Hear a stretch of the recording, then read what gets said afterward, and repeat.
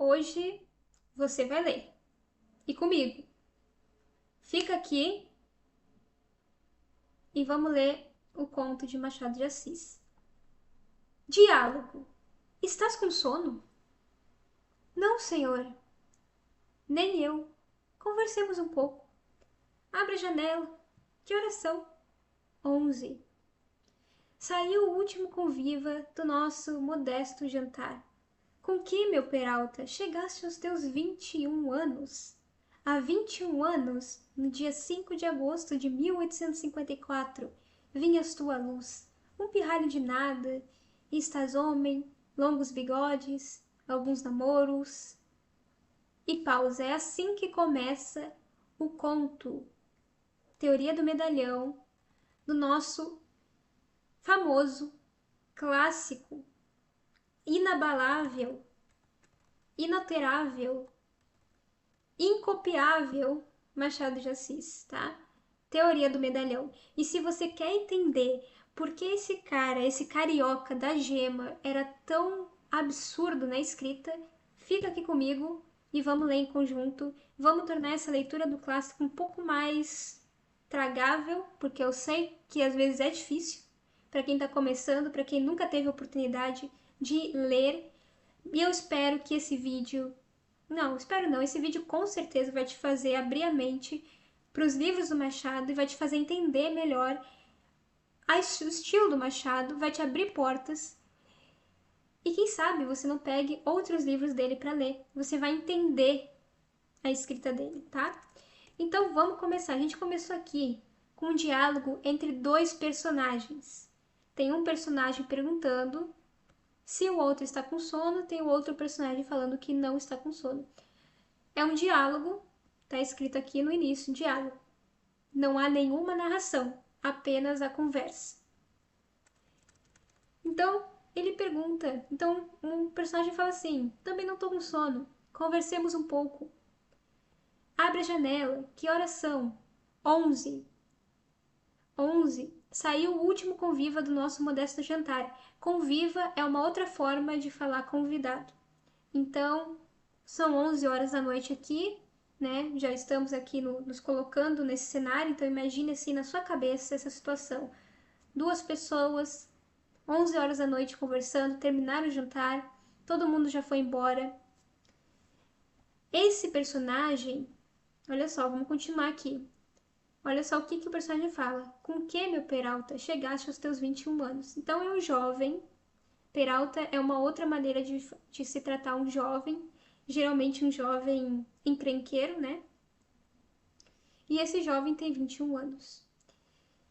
Há 21 anos, no dia 5 de agosto de 1854, vinhas tu à luz, um pirralho de nada, e estás homem, longos bigodes, alguns namoros, papai.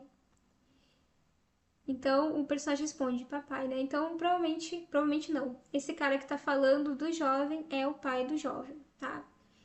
Esse jovem que nasceu no dia 5 de agosto, então é leonino, né?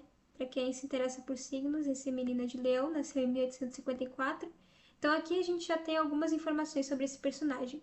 Numa história, num livro, é muito importante colocar essas informações no início, informações importantes, né? Vinhas tu à luz, um pirralho de nada, e estás homem, longos bigodes, alguns namoros.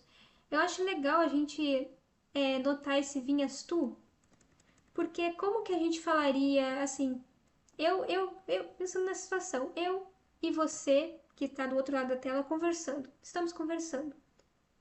Assim, na nossa conversa cotidiana, normal, cotidiana, a gente falaria tu vinha, ao invés de vinhas tu.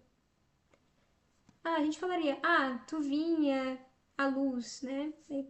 Tu nasceu, tu vinha à luz em tal ano. A gente não fala vinhas tu. Esse tu aqui a gente chama de pronome. Então a gente geralmente coloca o pronome na frente, mas nesse caso ele inverteu. Ele colocou o pronome depois do vinha. E quando isso acontece, eu vou chamar isso aqui de inversão. Porque na nossa fala normal a gente fala ele vai, não vai ele, tá? Vai ele para a escola. Não. A gente não fala assim na fala normal, a gente fala vai ele. Da mesma forma, a gente fala tu vinha, não vinhas tu. Tá vendo a inversão? Aqui aconteceu uma inversão. E Machado de Assis, Machadinho resolveu inverter. E aí você me pergunta por quê? Eu também não sei. É coisa de escritor. Mas uma coisa é certa, eu acho legal mostrar esse exemplo para vocês, para entenderem que nos livros a gente consegue fazer coisas com as palavras que a gente não conseguiria na fala. Porque na fala é um outro tipo, a fala é um outro tipo de tecnologia e a escrita é um outro tipo de tecnologia. Ambas usam palavras, porém, no livro a gente tem mais liberdade, mais tempo para pensar nas palavras, nas frases, de maneira criativa. Então, isso que o Machado fez, essa inversão, é uma maneira criativa de usar a língua. Porque o normal é o oposto. E ele tá, vamos dizer assim, sendo rebelde, né? Sendo rebelde é uma maneira engraçada de falar, mas ele só tá indo contra a lógica. A lógica é falar tu vinha. Ele coloca vinhas tu. E isso é o que dá a originalidade para um livro. Então, assim como os desenhistas, cada desenhista tem o seu próprio traço, cada escritor vai ter essa própria forma de escrever, de brincar com as palavras. Então, eu acho legal pontuar isso para vocês. Então, aqui a gente já tem uma característica interessante. E vamos ver se o Machado vai repetir essa inversão outras vezes, né? Então, o pai desse menino vai continuar. Não te ponhas com denguices e falemos como dois amigos sérios. Fecha aquela porta, vou dizer-te coisas importantes. Senta-te e conversemos. Então, esse pai tá a fim de conversar, não agora como pai e filho, mas como dois amigos adultos, duas pessoas. Vamos conversar frente a frente aqui. E ele diz que tem coisas importantes para falar, né? Vamos ver que coisas são essas. 21 anos, algumas apólices, um diploma, podes entrar no parlamento, na magistratura, na imprensa, na lavoura, na indústria, no comércio, nas letras ou nas artes. Há infinitas carreiras diante de ti. 21 anos, meu rapaz, formam apenas a primeira sílaba do nosso destino. Isso é legal, então ele tá falando que. Ele tá falando aqui de carreira, né? Então, o filho, esse pai tá falando pro filho assim: ele deu várias áreas para ele, né? Falou de política, de jornalismo, de agricultura, de indústria, de comércio, de literatura, de arte. E ele diz: 21 anos, meu rapaz, foram apenas a primeira sílaba do nosso destino, ou seja, é apenas o primeiro segundo do destino. A vida é muito maior do que 21 anos, né? Então ele tá falando, você acabou de nascer, literalmente, né? E ele continua: os mesmos Pitt e Napoleão, apesar de precoces, não foram tudo aos 21 anos. Eu achei isso legal. Vou marcar essa página. Os mesmos Pitt e Napoleão, apesar de precoces, não foram tudo aos 21 anos. Eu não sei quem é Pitt, mas Napoleão é uma figura histórica, né, que hoje em dia, né, que após alguns anos, ele, até mesmo na própria época do Napoleão, o Napoleão é uma figura histórica, um homem histórico, que representa, tem essa imagem de poder e de influência, né? Ele foi um dos grandes generais da história da humanidade, né? E ele tem essa imagem ao redor dele de poder, imagem de poder. Então eu acredito que esse Pitt, não sei quem é Pitt, né? Se alguém souber, deixa nos comentários. Esse Pitt também deve ter sido uma pessoa que tem essa mesma carga de energia que Napoleão tem, essa representação de poder. Napoleão representa poder e influência. Ele foi muito influente e poderoso nessa época. Foi um general que guerreou e conquistou vários reinos na Europa, né? Francês. Então ele disse, então Napoleão, essas figuras de poder, apesar de terem iniciado sua carreira, né, terem feito coisas grandes ainda jovens, eles não foram tudo aos 21 anos. Isso é legal, essa é uma coisa legal que ele falou, isso meio que tira um peso dos ombros, né? Hoje em dia, muita gente, assim, chega nos 20 anos, ou até mesmo antes, 15, 16, 17 anos, e já sente como se a vida tivesse acabado, já se pergunta o que eu tô fazendo aqui. Porque todos os dias a gente tá aqui nas redes sociais, certo? Vendo jovens e pessoas cada vez mais jovens trabalhando nas redes sociais, então a gente acaba se comparando. Hoje em dia a gente tem tanta informação que é muito mais fácil a gente se comparar.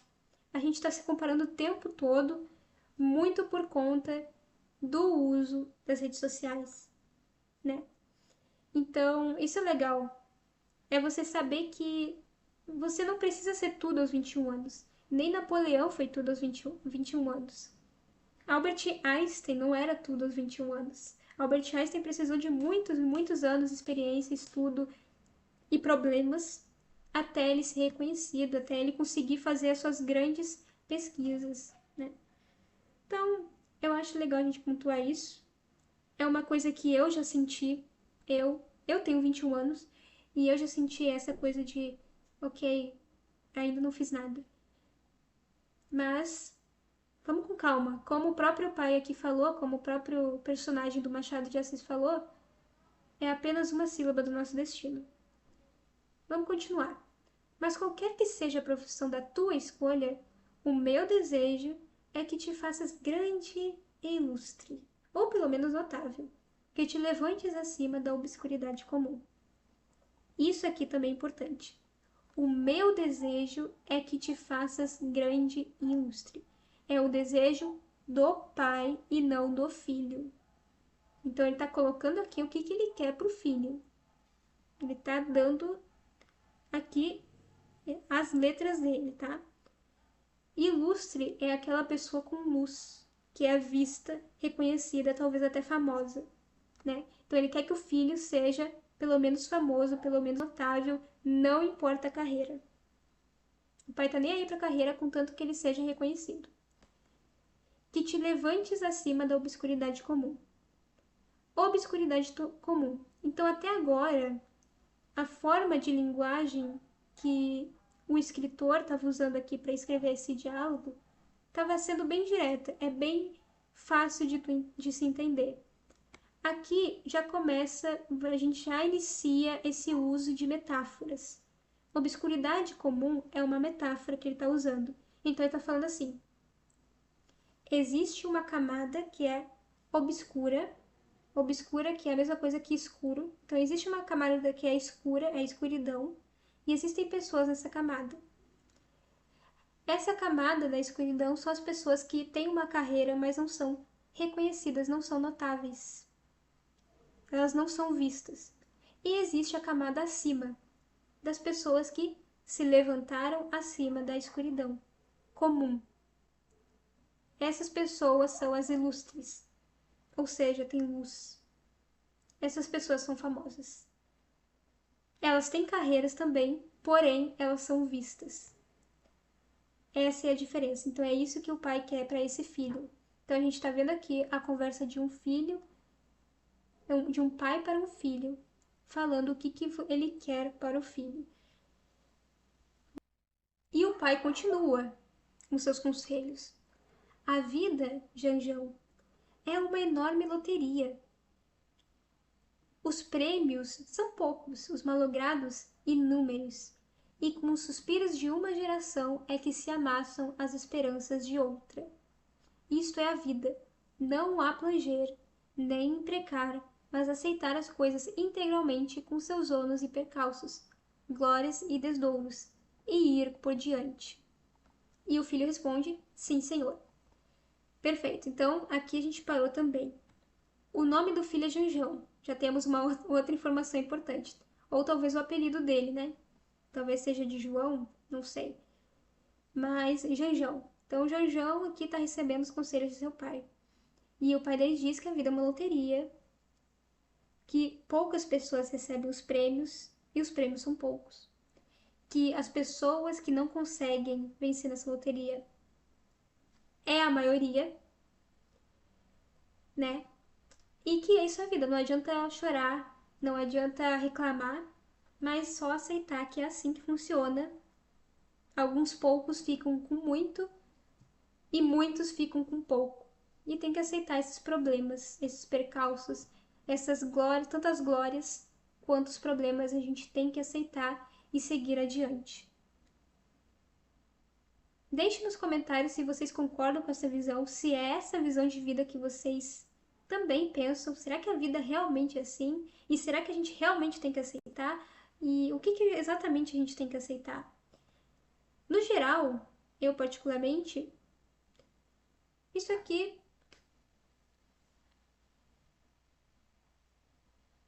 tá bem, digamos assim, compreensível, é uma coisa que faz sentido. Pra mim faz sentido o que ele tá falando. Eu entendo o ponto dele. Realmente a vida não é pra qualquer um, certo? E faz parte da vida a gente aceitar muitas coisas, né? Então a gente vai parar a leitura por aqui. Ele vai continuar dando mais conselhos. Vocês estão vendo aqui que continua, mas eu não quero dar spoiler, então vamos subir aqui, não vamos ver spoilers e vamos deixar para a próxima semana, para as próximas semanas. Vai sair o próximo vídeo da parte 2 dessa leitura conjunta, tá? Então já se inscreve para não perder, ative, clica no sininho, né? Clica no sininho aí e vamos continuar a leitura conjunta. Compartilhe com quem deseja ter essa experiência de ler Machado de Assis pela primeira vez e entender Machado de Assis, tá? Eu tenho certeza que tem alguém aí perto de você que gosta de ler ou que gostaria de começar a ler, mas às vezes não tem tempo ou tem medo da leitura ser muito chata ou de ser muito difícil. Então vem aqui ler com a gente, leia conjuntamente, né? E vamos seguir juntos aí. Clica no gostei para ajudar o canal também, para chegar a mais pessoas. Eu gaguejei. Então é isso aí, pessoal. Muito obrigada por assistirem, muito obrigada por acompanharem até aqui. E tchau, tchau.